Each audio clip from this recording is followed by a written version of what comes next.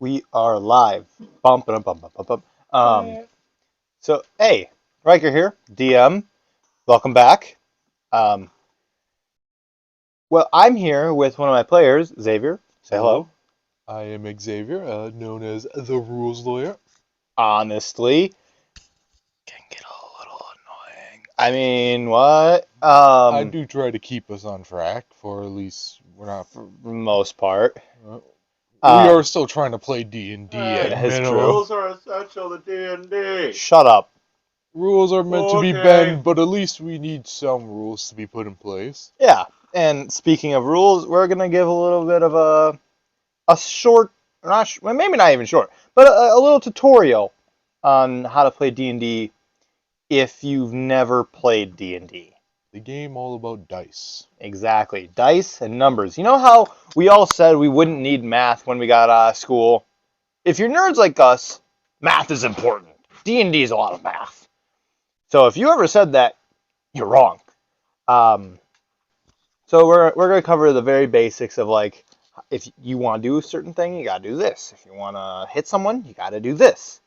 Um, but yeah, let's I guess start off with, let's set up a scenario.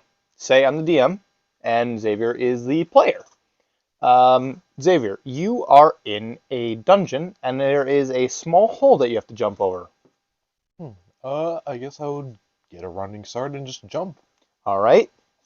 For him to do that and to perform that accurately, he would have to make an acrobatics check. Therefore, it's either acrobatics or athletics. I'm not I too think certain. it's It's athletics. Yeah, he would have to do an athletics check. Therefore, he would roll his die. Let's just make up a number. You got a 15.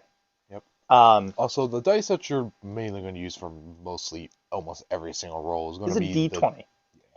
I will put up a picture on screen now. Hopefully, future me remembers to do that. Fucking do it. Um, Don't do it. um, that's a D20. You'll be using that a lot. If he rolls a 15, well, it's usually up to the DM's discretion, i.e., me, whether or not that whatever his roll is succeeds. For right now, we're just gonna say a 15 does it. He jumps Yeah. over the hole easily. Yeah. A general concept that is shown in the books, if I am correct, is that DC of 5 is something simple and an easy task. DC of 10 is something that may have some sort of challenge, and a DC 15 is usually a harder task. DC essentially means what he's trying to beat, what number he has to beat to make that roll successful. So if the DC for the jump is a 10 and he rolled a 15, he did it. Um, Now I'm also going to let him explain like a natural 20 and natural 1. Xavier? Yeah. So it is always going to be natural that you're going to make your way to hit every single type of dice, every single number on the dice, but it is very significant when you hit a natural 1 and a natural 20. Basically, what it means to have a natural 1 or a natural 20 is if you get a dice roll that naturally lands on 1 or 20 without any special modifiers for your character We'll talk about affecting. modifiers in a hot second. Yeah. So natural 1s and natural 20s in the book usually happen to ability checks, and they'll usually significate like a more, I guess, impressive achievement. Or you do it easier than you would prior. Like, Yeah. let's set up an example. The pit again. Xavier goes to roll to jump over the pit. He gets a natural 20. He does it so elegantly, everyone is in shock. Like, goddamn, he jumped that so cool. He's such a fucking master at jumping. Oh my god. I Go impressed to that the roll. Olympics. Um, on the other hand, if you get a natural 1, 9 times out of 10, it will not end well. If he rolled that natural 1, he would fall into the pit, or not even make it to the pit. Trip and fall and have like his face hanging over the pit. Something bad, usually. Um, that's basically what a nat 1 and nat 20 is. Um, Now, let's talk about those modifiers. Yeah. Each character usually has a modifier that will add or subtract, or not even do either, depending on what type of character you're playing, from your roll. So if he rolled that 15 and he checks his athletics score, there should be a modifier at it that will say add this number to that roll, therefore increasing the roll to make it a better roll. So say instead of rolling the 15, he rolled a 9 and he needed a 12. Once he add his modifier of a +5, he would then pass it because of that modifier. Now modifiers can also work in reverse too. They can also subtract from your score, depending on the type of character you're playing. Species, race, class, like rogue, all that good shit, barbarian, blah, blah, blah, blah, blah. Essentially, a lot of what you're dice rolling is going to be from modifiers, because a lot of times modifiers can either make or break a check or a save. Xavier, would you like to explain what a check versus a save is? A check is when you're just kind of simply testing out a ability or score. Like, say you want to balance some plates on your fingers, or like spin a basketball on your hand. That would be more of what you could assume to be more of an ability check. However, a ability save is more or less, you stumble down some stairs and you gotta catch yourself, or you gotta stop yourself from sliding on a slippery. Quick, a box has been thrown at you. Then you would have to make a dex save. From that point, you'd make a dex save. That's the difference between a dex check and a dex save. Dex being dexterity. And there's maybe like one or two more things that we can go into here. Obviously, there's like race specific things. We're not gonna go into the races or like all the races, but like certain races or species. Maybe proficiency? Oh yeah. Certain races or species will have like additional bonuses for certain things. That will come into play later. Proficiency. Proficiency, I'm not too familiar with, so I will let Xavier take this one. Proficiency is based on what race, what background, and what class you choose. And effectively, most of the time you usually get a choice between pick 3 proficiencies between this list of 10 different things. And it effectively just kind of tells you like what your character specializes in and what their expertise and proficiencies are. So say you want to make a character that's very diplomatic and such, you may have more perception or persuasion or deception, and maybe more proficient in those abilities. Yeah. Also, the proficiency itself is based on what level you are. Yep. As you go up in level, in character level, you'll have better stats, better this, better that. Some stats might go down depending on what type of character you are. But that's more complex than just the basics. We're gonna go into let's go into how do you attack someone? Because there's multiple different ways you can attack someone. There's a zombie standing in front of you, and you're going to try and attack it with your sword. What do you do? So I'll just pull out my sword if I don't have it already, and I'll attempt to swing. All right, roll to see if you beat its AC. Now I'm going to explain what AC is. It's your armor class. Every character, every animal, everyone has an armor class.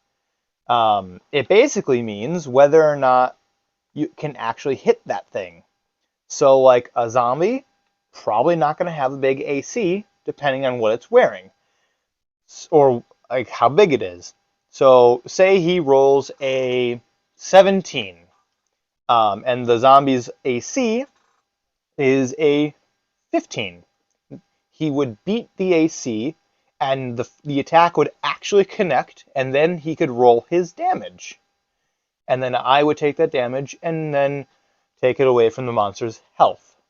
And vice versa. The monsters also have to do this when attacking other players. Let's go into a magic scenario. All right, there is a monster 20 feet away from you, and you have Fireball. All right. So you can just cast Fireball. Let's say you don't have to specifically cast all spells at a specific target. You can also target an area. So let's just say I'm gonna just target the area right next to this. What did you say it was? Zombie. A zombie. Think of it like there's a horde of zombies. Yeah. So I'll cast it right in the middle of the horde, making it where every single one of them would have to go make a save against it. It would be, if I'm not mistaken, to save against a fireball is a dexterity save. They would all have to make a dexterity save. Let's pretend I rolled a die. They rolled poorly. They would take the full damage. And then Xavier would then roll the damage, and I would apply that to all the zombies in the affected area. Now, if they were to save, though, they would take half damage. I know that kind of makes no sense, but these are the rules. A lot of things, if you save, you take half damage. Sometimes if you save, you take no damage. It just depends on the spell. Because there's area of effect spells, there's targeted spells, there's a bunch of stuff. And then ranged attacks are very similar to regular, like, sword attacks. You just have to make a ranged attack to hit their AC. Almost exactly the same. And it does get slightly more complicated when you start to factor in cover and such. And like stealth and all that stuff. Yeah. Speaking of which, let's go into advantages and disadvantages. So let's, Xavier, how about you take this one? All right. So advantages and disadvantages are very simple. As if you get an advantage, you will roll the d20 multiple times. Here's a picture of the D20. Depending on how much disadvantage or advantage you have, and you take the higher or lower number. So say if I have advantage on attack because I'm sneaking up behind it, I would roll the d20 twice, and let's say I got 7 and 13. I would take the 13. But let's say in that same scenario, I get 7 and 13, but I have disadvantage. I would then take the 7. Disadvantage and advantage, also a good explanation. Disadvantage and advantage can be given or taken from you by the DM at his or her discretion, depending on the scenario. 9 times out of 10, there's hard rules for it, but the way we play, it's kind of fast and loose, and we kind of play it by ear of what the group decides. Usually, I want to say like 7 to 8 times out of 10, I'll get it right, but you know, we'll have a little bit of a discussion here and there. There's like, I think 1 or 2 things that we have left to discuss. One of them being inspiration, something I need to give out more because I'd rarely use it and I honestly should use it more. Inspiration, I think I'll take this one.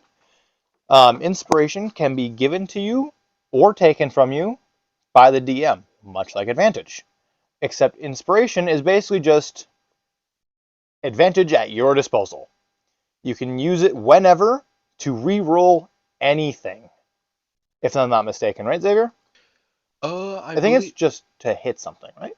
I think you can use it for any ability score Yep. or attack roll or saving throw. Ability score as in like a dex check or a acrobatics check, something like that. Yeah. And there's stuff like that you can use it for. Say like I want to persuade Xavier to lend me some money. And I roll a 3. And I have inspiration that the DM gave me. I can re-roll it, and I got a 15. Therefore, Xavier would now give me the money. Hand it over. Oh God, no. Please no. Too bad the money is mine. I don't have any money. I'm taking your house. Oh God, Arthur Morgan. But on a different note, the DM can kind of take that and give that as he pleases. Usually it'll be given out for a good joke or a good idea or reminding the DM about a certain thing or something that just stands out. Or strong role play. Very strong role play. Yeah, if you stick to a character trait and you like show a personality strong enough, that can also give it. Like if you're in character and you're kind of like really in depth in your character, can be given, but it is at the discretion of the DM. Yeah. Let's talk a little bit about like movement and battle. Battle goes in turns, and people roll initiative. would you like to explain the battle scenario? So let's say a couple of goblins come in front of you and your party. So you walk in front, and after a little bit of walking around and finding out, you kind of find out that you you need to attack these goblins. So upon when both parties understand and realize that they are both in battle, a DM will call for all battle members to roll initiative. Initiative is just to kind of generally explain, Who goes first? yeah, in what order are you going, who's going first, and that to kind of explain. Each turn, I believe, is about 6 seconds. I believe it's 6 seconds. Yeah. Yeah, so that's 6 seconds or something like that. Makes sense to a degree. Sometimes it doesn't, Yeah. but In the realm of tabletop RPGs, it makes enough sense. yeah. Um, and with that, let's talk a little bit more about Death saves? death saves. Yes, good idea. Inspiration to you. Yeah. But no, yeah, let's talk about death Aw. saves. So if a character hits 0 health points, they are considered knocked down or unconscious.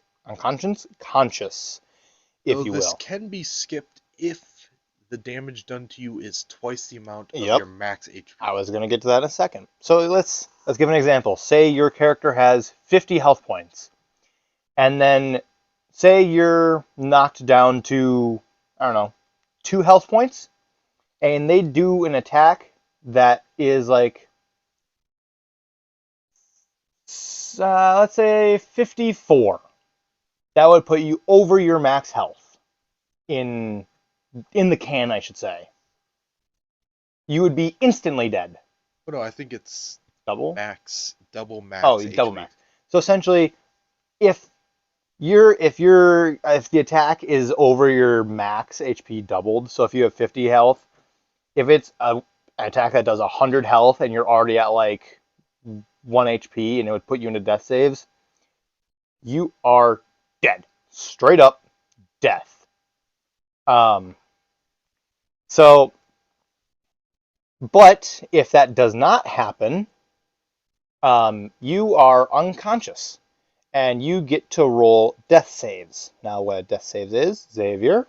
Death saves can be explained in one of the most anticipating and stressful situations depending on how connected you are to your character, because this decides whether your character gets to live another day or Straight up just gone. yeah, or you have to make a new character basically. So death saves is summed up as, think of a very complicated game of rock paper scissors. It's basically a race to get to 3. If you roll a d20 each time on your turn during the initiative, and if you get above a 10 or a 10 and above, I believe, Yep. you would succeed. If you get a 9 or below, you will fail.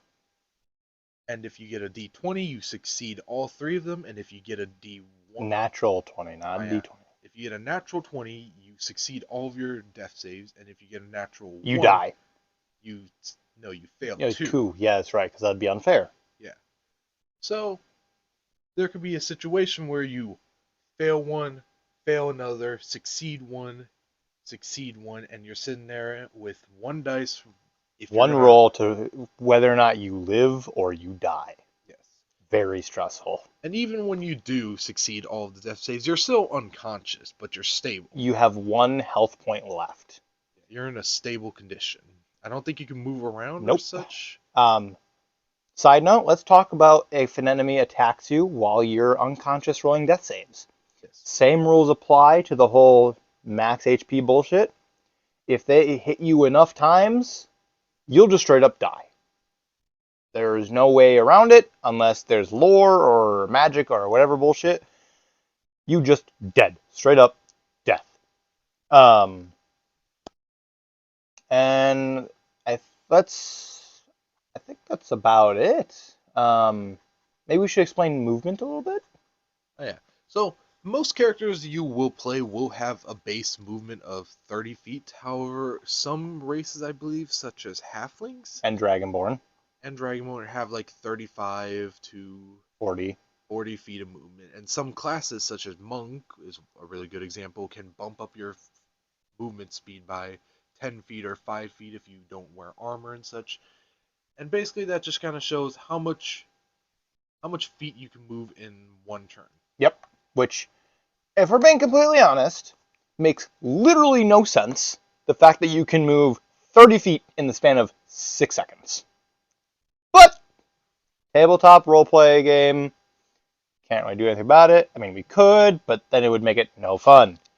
Yeah. One more thing I just had on the tip of my tongue.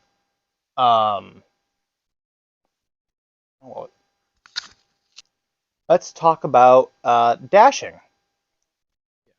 This is an action that you can perform on your turn in combat. It essentially means, I believe, if I'm not mistaken, correct me if I'm wrong, you can't do anything else on your turn, but your movement speed is doubled. So say your movement speed normally is 30. Now you can move 60 feet in the span of 6 seconds. I don't believe it takes up your entire turn, but usually you'll take up an action. Yeah, that's it. Unless you're a rogue, Which they get multiple actions. Let's talk a little bit about actions as well, like how your turn works. Usually, you'll have the ability to move your max movement 30 feet, usually, as an example, and then you can do an actual, like an attack, and baseline, that's all you can do. Movement and attack. You can either attack first and then move, or move then attack, but you can also have bonus actions, or unless your character sheet says otherwise, or DM's discretion, you can attack, move, cast a spell, depending on the type of spell, how it works, and all that good shenanigans. Xavier, you were going to say something? Yeah. Each turn, I think, I think the max you could do usually is you get 30 feet of movement, one action, any bonus actions if you're able to. Some classes may not have where you have some bonus actions you can do, but some spells, some abilities, some class features. Like Action Surge. Yeah. From the fighter. That gives you another action or bonus action of I your believe it gives choice. you like 2 extra actions. I think it's just one. 1 or 2. One of the 2. That's a side note. But also you get to interact with one object for free. Yep. So such pulling out one weapon, or putting away one weapon, or dropping a weapon, Or picking it doing up. something like that. Yeah. So also, technically speaking, we're going to talk about spells a little bit here. We're not going to do too much about spells. Technically speaking, certain spells have like a casting time, a cast condition. Excuse you. Some of them are like constant spells where you just do the thing and it's going, but you have to concentrate on it. And if your concentration is broken, i.e., you are, I believe, damaged. If you are damaged, if you focus on, or if you concentrate on another spell, or I think if you're in a situation where the DM Says it's too hard to concentrate. Yeah. Then that spell will be broken and you will have to cast it again. Certain spells are just an instantaneous thing that happens, and it's just, usually it'll be an attack that just comes out. You don't have to concentrate. It's just boom, it happens. Like fireball, you just throw the fireball. Usually, you'd also have to have certain components for the spell to work, like a diamond worth X amount of gold and a twig of some sort of specialty tree or some whatever bullshit to make the spell work. We don't really use that because it's just kind of annoying. But there is an exception. If you have a arcane focus, such as wizards having a wand, sorcerers will have their hands, clerics will have their holy symbol, and paladins will also have their holy symbol, you don't need components unless it states a specific price or if it's consumed. Now, we usually go by the rule of if it's a really, really powerful spell, then we'll do components. Otherwise, have fun. Magic is free. Exactly. Let's talk about spell slots. Oh god, magic is no longer free.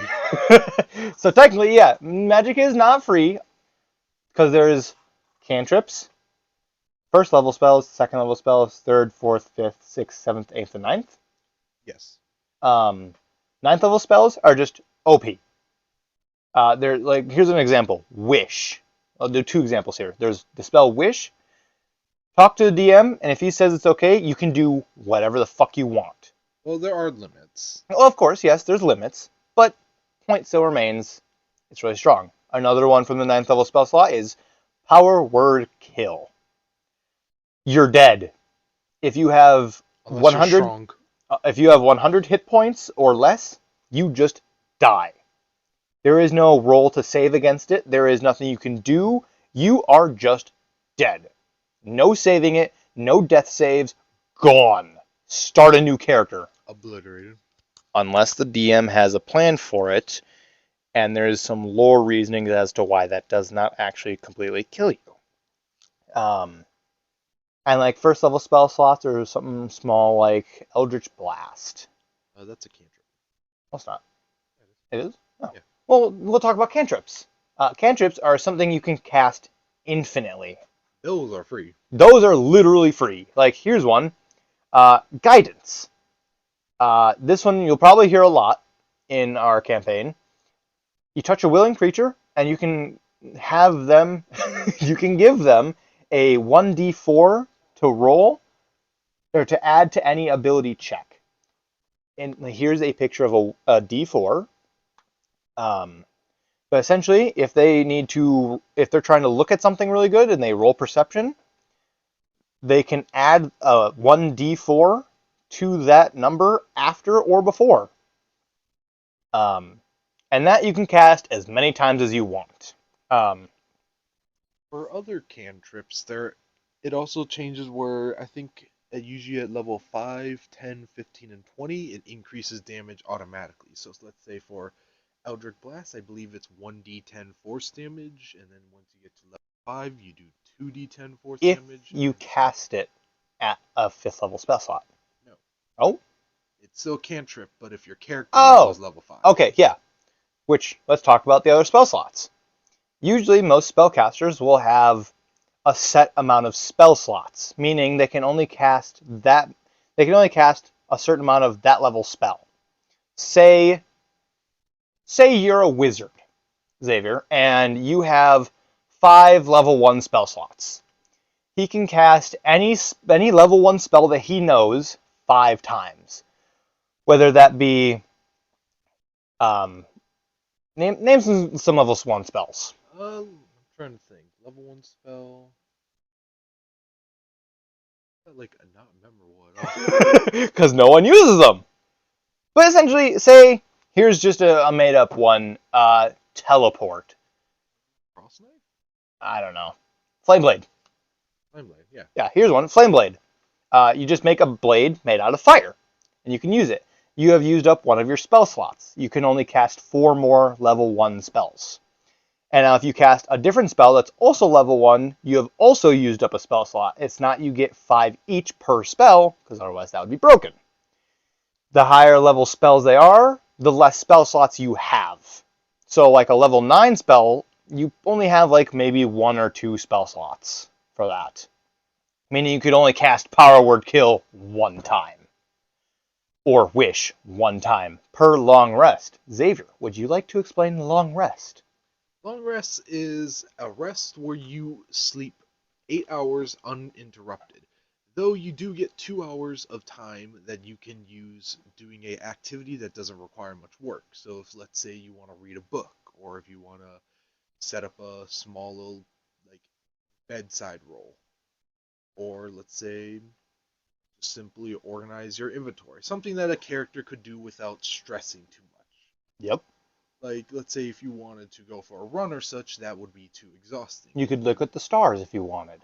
Yeah, just something simple. Usually it could be flavor text, it could be a little bit of adding on some free time. Character development a little bit. Yeah. Something like that. And essentially, in that rest, if you had health missing or spell slots used, all of those would be reset. So if you have 50 health points and you took 5 damage and you took a long rest, you would be back up to 50. And if you use a spell slot, say you use Flame Blade, and you only have one spell slot left, those would be reset back to full, and you could do it again. There are situations where you cannot long rest, say in the middle of combat. Obviously, In a dangerous place. in a dangerous place, it would be a difficult long rest, because you could still do it. It's just not the easiest. Yeah. Um, There is also short rests too. yes, you can explain short rest. Short rest is pretty simple. It doesn't really come up much unless you're talking about warlocks or such, or certain class abilities, but short rests only last an hour and allow you to regain some abilities or such if it does say it will come back for a short rest. But you can also heal in a different way. As a long rest, it'll automatically heal you to full. If you use a short rest, you can roll hit dice to see how much health points you regain. Now, hit points are decided by how much levels you have in each class. So think of fighter. Fighter has d10s. Yep. So if you're 5 levels in fighter, you get 5 d10 that you can roll. You don't have to roll all 5. Maybe you want to heal like 3 HP, so you'll roll 1d5 or 1d10. Something along those lines, yeah. Yeah. You regain hit dice at the end of a long rest, though. Yep. And while we're talking about hit dice and hitting things, let's talk about sort of like a little touch on weapons. Each weapon has a range. Obviously, it's not like you can take a knife and hit someone from 50 miles away just by swiping the air. That would be a little bit broken. Just slice the fucking world in half, just whoosh. No. And each weapon has a different damage die associated with it. So say I hit Xavier with a quarterstaff. That's going to be a D6. Or a d8 if you're two-handing it. Yes. Some weapons are versatile. Exactly. Then here's also a D6 and a D8 on the screen. If you're listening to this, rip. Watch the YouTube video. Yeah, either that or just think. Look it up. Yeah. Whenever you hear a D number on it, it's the number of sides that are on it. Like, here's a good example. A D6, think of your normal everyday die. Yeah. What you'd use for Monopoly or Yeah. other games as such. Just 9 times out of 10, it'll have the actual number printed on it instead of just dots. So each weapon will have its own damage associated with it. Like a sickle, if I'm not mistaken, is just a D8. It might be. It might be a D6. I use a D8, or it says to use a D8 on my character sheet for a sickle. It might be. So, but essentially each weapon has damage associated with it. There are also damage types too. Yep. I'll let you explain those. Damage types, there are a handful of damage types. If you're using a physical weapon such as a sword, a rapier, or a bow and arrow, usually it will have bludgeoning, piercing, and slashing. Think of if you use a butter knife to cut bread, that'll be more slashing. If you use a fork to pick up some steak or such, that would be more piercing, and bludgeoning would just be... Hammer. Yeah, basically... You smash it. A Hulk. Yeah, Hulk smash. Hulk is just bludgeoning. Yeah. There are also a lot of others, such as... Necrotic. Yeah, there's necrotic, Force. there's radiant, force, fire, ice, or frost. Frost, I believe. There's thunder and lightning. Yep. There's a whole bunch of different status type things. Yeah, and usually those are all on spells or such unless you get a magical item. Yeah, which are given to the players via the DM's discretion. Yes. Also, those are really good things to homebrew. Yep. There's a lot of... You can do a lot of things with that. Like, most of the weapons and items that these guys will be getting in the campaign are probably going to be homebrew. Yeah. Hopefully I'll balance them out this time. Yeah. Because last season, they were kind of under or overbalanced. Yeah. I.e. level 13s taking on a Tarask. The hardest monster to kill, and almost killing it. The best part, we weren't even level 13. We were level 11. Oh yeah, you were level 11. Speaking of levels, Oh, yeah. perfect segue. Planned. Uh-huh, Wasn't yeah, planned. totally planned. Was not planned. Don't listen to him. It was planned. Let's talk about levels and how they work. Do you want to cover experience levels? Experience levels are weird unless you really like numbers and calculating. We don't. Yeah, you like think of it as such. In the player's hand guide, they will show you what experience points you need, and you get experience points by killing monsters or, let's say completing quests or doing stuff that would give you experience. However, the one problem with that is you would kind of have to balance of does this person who gets the experience for these things, do you split experience for this thing or so on Or and do so they forth. all get the same experience? I've seen a lot of people do it where it's whoever gets the killing blow gets all the experience. Yes. But here at Misfortunate Misfits, we don't do that. We use the arguably better milestone. Leveling. Essentially, when you complete a big milestone, i.e. defeating a story boss, you get a level. Yeah. Um, If you hit a milestone, think of it. yeah, or like your character went through some special shit. Real shit. Milestone. You get a level up. And sometimes the DM can just hand out levels anyways without a milestone, but that's very rare.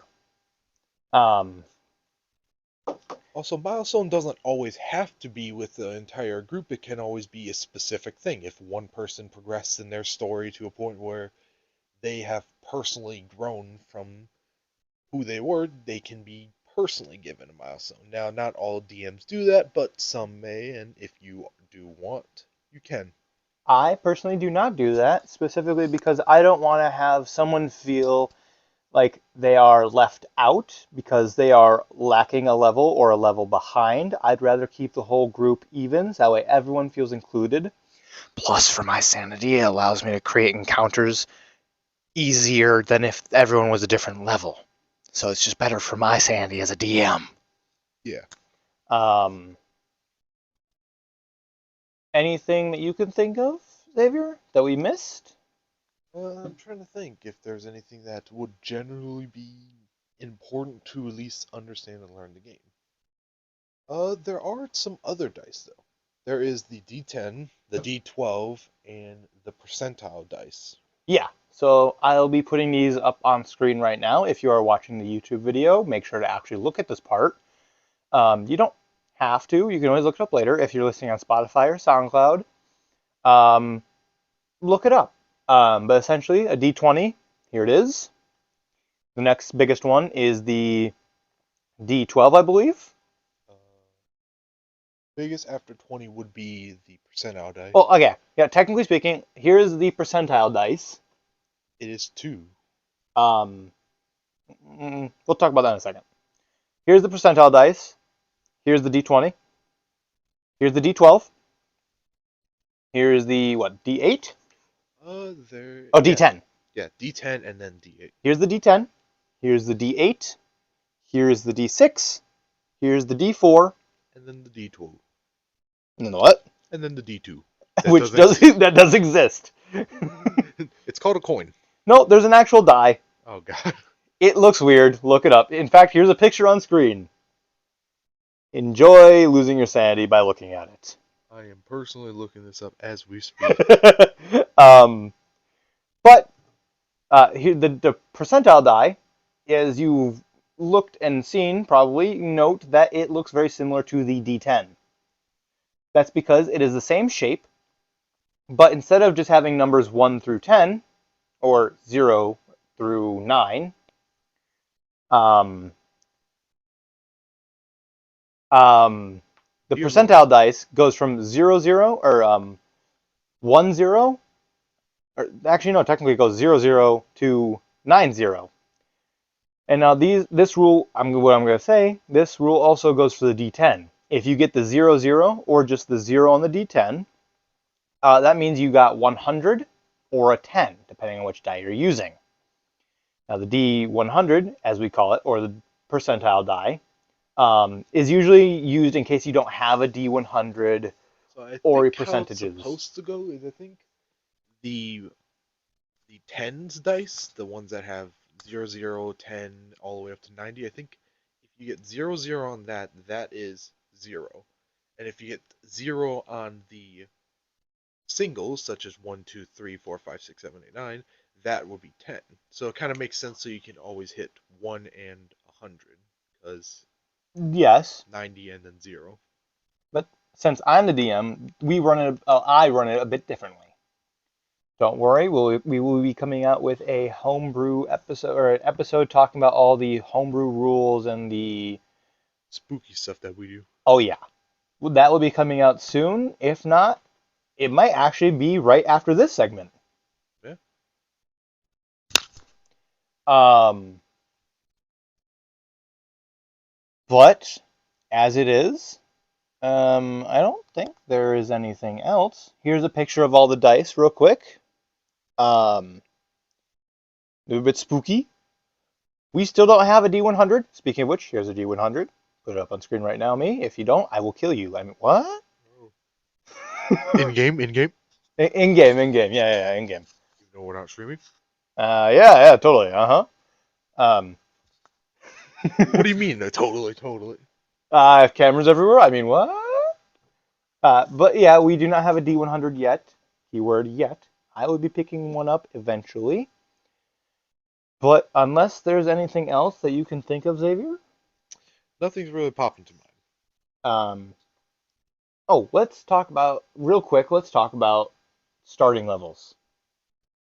Um, this is just a little tidbit that you'll probably want to know for later if you ever plan on playing D&D. Usually, most people will have you start at level 5 or level 3 actually, because I'm gonna be completely honest. Starting at level 1 fucking sucks. Though if you're a new player, starting at level 1 Is should better. be.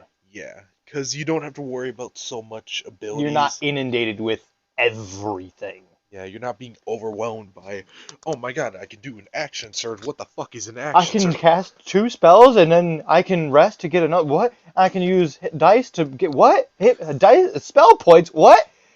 Essentially, if you're new, start at level 1 and then work your way through quickly. Like ask the DM if we can go like speed run through the stages of 1 to 3 or 5. But don't go too fast. Yeah. You wanna slowly get used to your spells and such to a point where It's more natural than if you just started. you're comfortable but not sitting there worrying about if a squirrel sneezes on you if you're gonna die. Yeah. But 9 times out of 10, people who have played D&D at least once and understand most of the mechanics usually start at level 3 or level 5. It can also go up depending on who's the DM. For example, the coming podcast, season 2 of my campaign, will be starting at level 5. One character will be starting at level 6, specifically because of lore reasons, which if you've watched the lore video, that will be coming out either before or in tandem with this one, you might understand. I don't think you will because I don't think I said anything in that, but for lore reasons that will be explained later in the podcast, it will make sense. It will all make sense eventually. Trust me, yes. The lore video will explain the backstory of the world itself, and then it will also explain a rough, very, very, very touch and go rough history of what happened in season 1 of the campaign. Now, you don't have to exactly know everything that happened in season 1 to understand what's going to happen in season 2. Because as long as you know that initial basis of what happened in this world, this universe, the lore of this world, you will be completely fine. But if you guys want, I doubt anyone is actually listening to this, but if you are, and you want to hear like a more in-detail breakdown of season 1, let me know. Say it in the comments. If you're watching this or listening to this on Spotify, go to YouTube. comment, like the video, do all that shit. Get my attention, or get our attention, I should say. Let us know, and then we'll do a breakdown. Probably be me and one of my other player characters, since I've already done a session with JP. I've done now a session with Xavier. Yellow. And that, yeah, just let us know. If do you have any closing remarks, Xavier? Still nothing that's popping to mind at the current moment. All right. Nothing that you haven't already stated. Then I think that will do it for the rules, or at least the tutorial of D&D. Yes, I know trying to get into D&D is a lot. There's a lot of rules that we just covered. I think we're over 30 to 40 minutes in runtime on this video, or on this audio/video, depending on where you're listening it to. But trust me, if you do pick up D&D and you do sit through all the rules and all that bullshit, it is so much fun, especially if you're role playing, which we do heavily, or at least we try to. Sometimes we fall out of character, but you know, it is what it is. Yeah, and just take it at your own pace. Yeah, don't rush it. Yeah, that's how kind of we were. We are just kind of, we take dice, we roll what we think happens, and eventually we kind of slowly add on more rules and such, and understood more and more, and slowly we're just kind of more implementing mechanics that are part of the core rules into our game to kind of slowly transition from the rough Beginnings. edges, kind of like sandpaper. We're sanding this shit down. Exactly. Now we've got to a point where there's still a few bumps and bruises here and there, but we've more or less got it to a flat surface of we know what we're doing on a baseline. You won't cut your hand if you run it over it. Exactly. And no splinters. If you were to do that with season 1, beginning of season 1, oh my god, your hand would only be splinters. But now we've got this. We still do a little trolling here and there, like sometimes, say, one of my player characters, let's say Xavier, for example, wants to go stealth. And I just say, no. There is reasons for that. There is lore. No, you cannot go stealth because of XYZ. 9 times out of 10, that's not how D&D works. But I kind of bend the rules to my lore within reason, I would say. Yeah. I don't go batshit crazy. But yeah, I think that'll be all. Xavier, say your goodbyes. Goodbye to anyone who may be watching, and I hope you may enjoy the campaign. And if you have any suggestions on our campaign, make a just make a comment. Yeah. State your opinion. Just state what you think we may be able to do better, or such, and we may be able to improve on that. We do need some construction criticism, as This is our first podcast. and one of our first bigger games and such. Oh yeah. Here's a quick sneak peek of the map if you're watching on YouTube. I'm putting it on screen right now. It's big. Like, really big. That's what she said. Fuck you. But yeah, hopefully this will turn out well, and I hope to see you in the first episode. Xavier, say goodbye. Goodbye. Peace out.